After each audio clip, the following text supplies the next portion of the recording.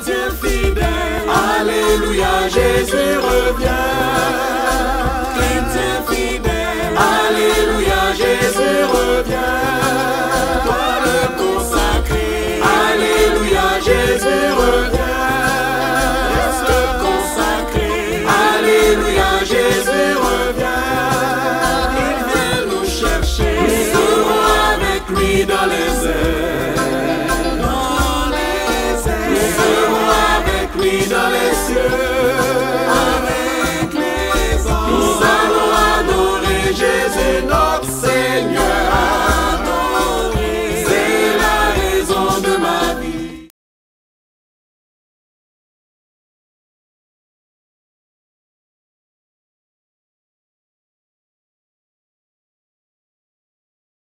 Dieu nous conduit comme il le faisait avec Israël dans le désert. La Bible dit que Israël, lorsque la nuée s'élevait, les enfants d'Israël prenaient les camps, ils partaient. Quand la nuée s'arrêtait, le peuple s'arrêtait. Ils attendaient jusqu'à ce que Dieu se remette encore à leur donner une nouvelle directive. Et au sein de ce ministère, nous avons choisi de chercher la pensée de Dieu chaque année. Chaque année, nous nous arrêtons dans le mois de juillet et août pour consulter Dieu. Pour savoir qu'est-ce que Dieu attend de nous. Par rapport au temps dans lequel nous sommes, quel est le cœur de Dieu? Qu'est-ce qui est dans le cœur? Quelles sont les informations qui sont dans le quartier général de Dieu? Alléluia, parce que nous sommes son église. Alors, durant les 40 jours, chacun a reçu une vision, une révélation, un son. En tout cas, on avait un carton qu'on a mis derrière, où chacun venait déposer ce qu'il a reçu. Et quand nous avons pris, que nous avons dépouillé, selon qu'il a dit dans sa parole, de ne pas mépriser les prophéties, d'examiner et de retenir ce qui est bon, nous avons examiné tout ce que nous avons reçu comme révélation, tout ce qui a été reçu comme vision, tout ce qui a été reçu comme prophétie. Alors on résume tout cela par une grande pensée, c'est que Dieu a ouvert une grande porte pour nous. Amen. Alléluia. Donc une grande porte pour le salut des âmes. Il y a encore des multitudes de personnes que Dieu veut sauver. Alléluia. Il y a dans cette ville, en tout cas, un nombre impressionnant de personnes que le Seigneur a libérées. Amen. Des vies que Dieu a déjà libérées. Maintenant, c'est à toi et moi d'aller retrouver ces personnes, d'aller les chercher, d'aller les rencontrer. Alléluia. Alors, pour pouvoir y arriver, nous devons mettre des stratégies en place. Alors, toujours dans les propositions, on a vu 3 sortes de stratégies qui ressortent. La première stratégie, c'est que l'église doit fonctionner comme une famille. Alléluia. Donc, c'est un défi que nous devons relever.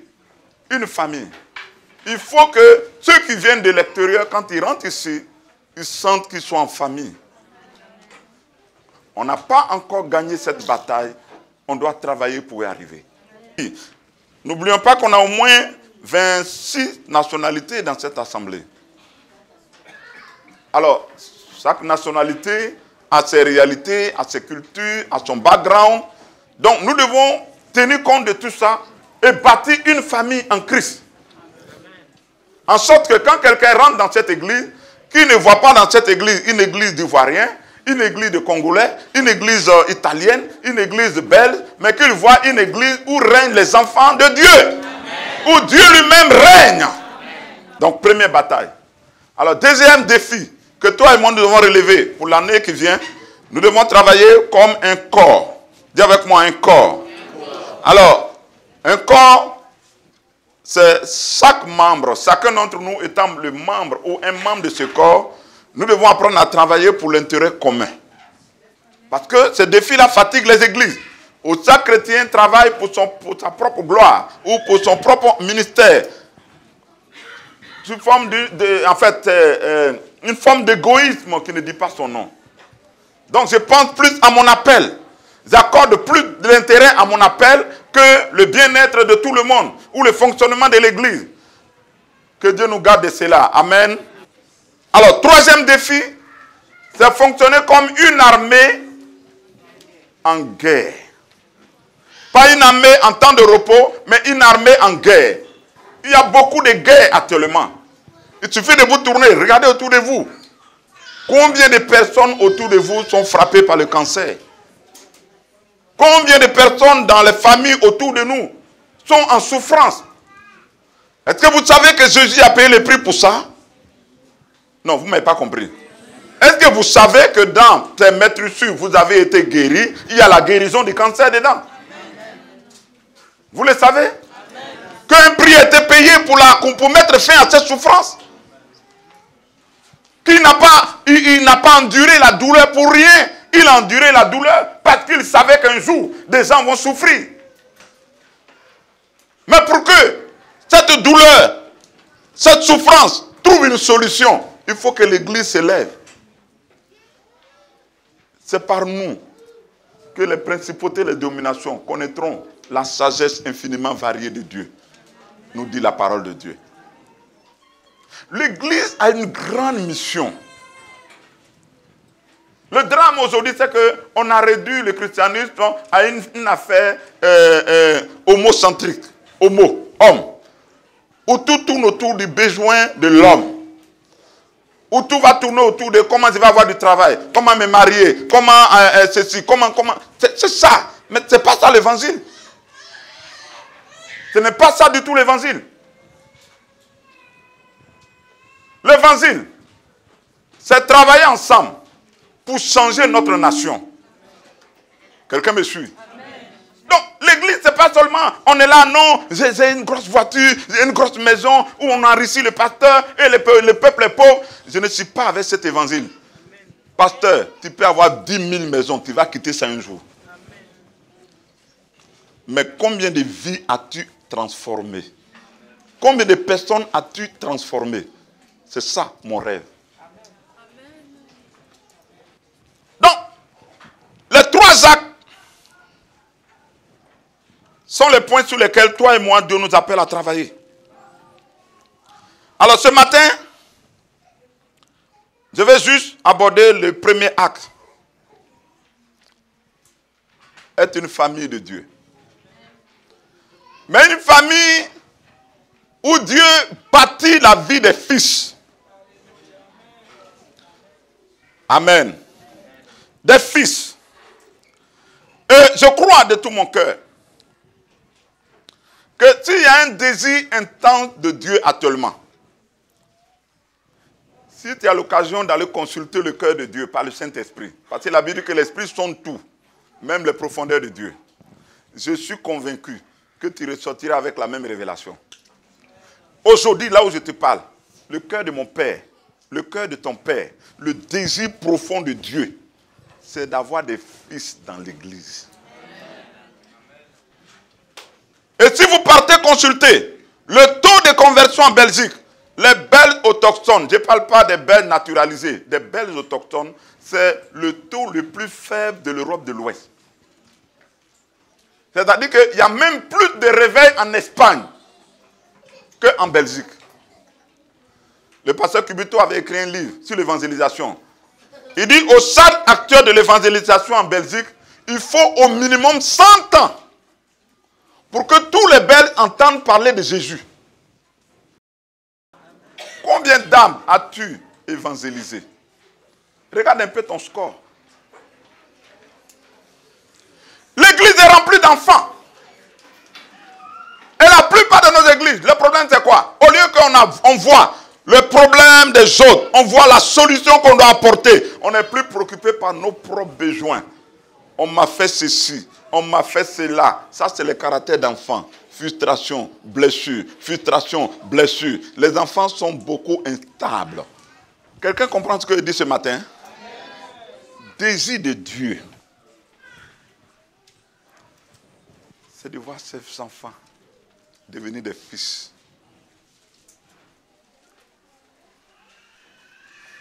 Est-ce qu'il y a quelqu'un qui veut résoudre le cœur de Dieu? Amen. Ils ne sont pas beaucoup.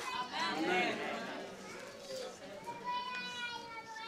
Dès que Jésus eut été baptisé, il sortit de l'eau et voici les cieux s'ouvrir. Et il vit l'Esprit de Dieu descendre comme une colonne sur lui. Verset 16, 17.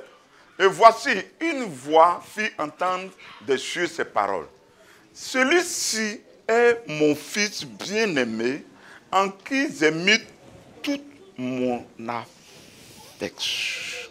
Amen. Et regardez Dieu en train de parler. Est-ce que vous comprenez quelque chose? En fait, quand je méditais là-dessus, je sentais la joie dans le cœur de Dieu. La joie que vous ne pouvez pas comprendre. Frère, il y a un plaisir dans le cœur de Dieu quand il peut présenter un de ses serviteurs comme étant son fils. Pas comme son enfant. Non, non, non, il ne présente pas les enfants. Il ne présente pas les enfants. C'est fils. Je vous ai dit la dernière fois que vous tous qui êtes là, votre vie est un défi au ciel. Un défi. Ça veut dire quoi?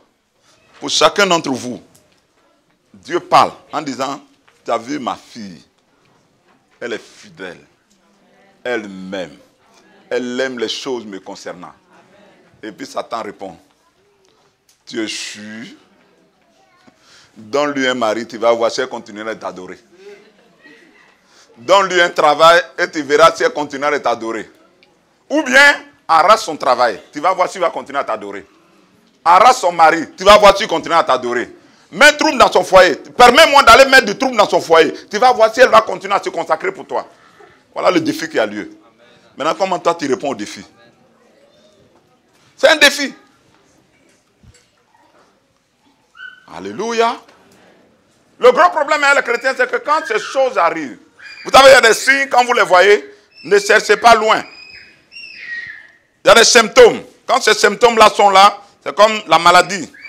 Il y a des symptômes, quand vous commencez à les voir, il ne faut même pas chercher à savoir qu'est-ce qui va, qu'est-ce qui ne va pas. Il faut chercher à te soigner. Amen. Quelqu'un me comprend? Dis à ton voisin, si tu retrouves les symptômes, cesse à te soigner.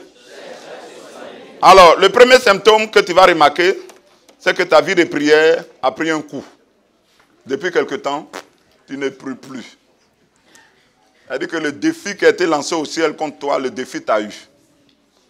En tout cas, Satan est en train de remporter le défi sur ta vie. C'est pour ça que tu ne pries pas.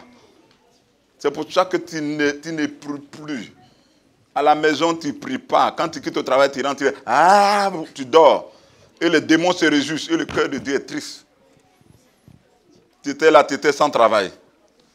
Et c'est ça que beaucoup de chrétiens ne comprennent pas. J'ai entendu quelqu'un dire, et ça je vois ça souvent sur Facebook, où des gens qui viennent bavarder, raconter leur pauvre vie, et disent oui, vous savez, si l'Afrique est pauvre, c'est parce que les Africains prient beaucoup. Les Africains ne font que prier, ils ne veulent pas travailler. Attends, c'est que vous ne connaissez pas de quoi on parle quand on parle de la prière. Non, un homme peut pas être un homme de prière sans être un homme de travail. Ce n'est pas possible. J'étais en Afrique, j'ai vécu en Afrique. Et je peux vous rassurer, ce qu'on appelle prière en Afrique, là, c'est prière alimentaire. C'est la prière alimentaire, prière problématique, prière de problèmes. Voilà, c'est prière de problèmes. Ce n'est pas prière pour un réveil, ce n'est pas prière. Quand tu les vois prier, tu vois dans les églises, tu les vois en train de jeûner de prier. Ils sont en train de jeûner pour mari. Ils sont en train de jeûner pour voyager, pour avoir passeport. Attends, des prières pareilles. La Bible dit vous priez, vous demandez, vous ne recevez pas parce que vous demandez mal, dans le but de satisfaire vos passions. C'est parce que les gens ne prient pas, ils prient, mais ils prient mal. Ils prient mal. Or, quand Jésus donne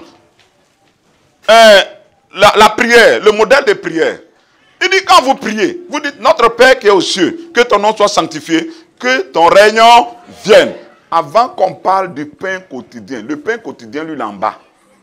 Mais eux, au lieu de prier, pour présenter d'abord le règne de Dieu, ils sont tout en train, donne-moi mon pain quotidien. Quand elle a dit, donne-moi mon pain quotidien, tu as dit, donne-moi mon pain, donne-moi mon pain, donne-moi mon pain, tout le temps mon pain. Il y a des chrétiens, même quand on va venir, venez, on va prier pour le salut des âmes. Ils ne peuvent pas. Maintenant, qu'à dire, prier de guérison et de délivrance et de miracles. L'église est remplie. Donc, il y a des signes, quand vous les voyez, ça veut dire que le défi est en train de tourner en faveur du mauvais côté pour toi. Vous savez, Satan a lancé le défi contre Job. Il a tout pris à Job, mais sauf sa foi. Et la bonne nouvelle, c'est quoi? C'est que Dieu a restauré Job mieux que ce qu'il était avant. Quelqu'un me suit? Quel que soit le tas que tu vis, Dieu te restaurera. Amen. Ta vie de prière a pris un coup. Ta consécration a pris un coup. Ton service dans la maison de Dieu est presque inexistant ou formaliste. Tu le fais par la forme. Ces signes sont les symptômes d'une personne qui a abandonné son premier amour, mais en qui Satan a réussi à mettre l'amour du monde. La bonne nouvelle, c'est que Dieu peut te transformer. Pourvu que tu sois conscient. C'est des symptômes. Après, toi, sois conscient. Le problème, quand ça arrive, on dit, non, ce n'est pas moi, les gens ne sont pas bien dans l'église. Mais c'est ce que je vous dis. Tu ne trouveras pas une église parfaite. Ce n'est pas possible. Comme le fer excite, ainsi un homme qui a compris quelque chose. Mais le fer qu'on est en train d'aiguiser là, apparemment, ça peut ressembler à quelque chose de douloureux. Mais derrière cette douleur, il y a une efficacité qui va sortir. C'est ce que Dieu dit. De la même manière que le fer aiguise le fer pour le rendre efficace, de la même manière, Dieu permet qu'autour de vous, vous ayez des personnes qui viennent exciter votre colère. Des gens qui sont là pour vous énerver. Ça peut être ton mari, ça peut être ta femme, ça peut être ton frère, ça peut être ta soeur. Il est là pour contrôler si tu es vraiment mort ou si tu es un faux mort. Quelqu'un me comprend? Voilà, donc tu vas avoir des gens autour de toi pour contrôler. Ils vont t'énerver. S'ils t'énervent, que tu ne t'énerves pas. Ils t'insultent, tu ne t'énerves pas. Ils parlent mal de toi, tu ne t'énerves pas. Ils te critiquent, tu ne t'énerves pas. Ils font des complots, mais tu ne t'énerves pas. Tu pries pour lui, pour le transformer. Alors, tu as vraiment atteint le statut de fils de Dieu. Que le Seigneur vous bénisse abondamment.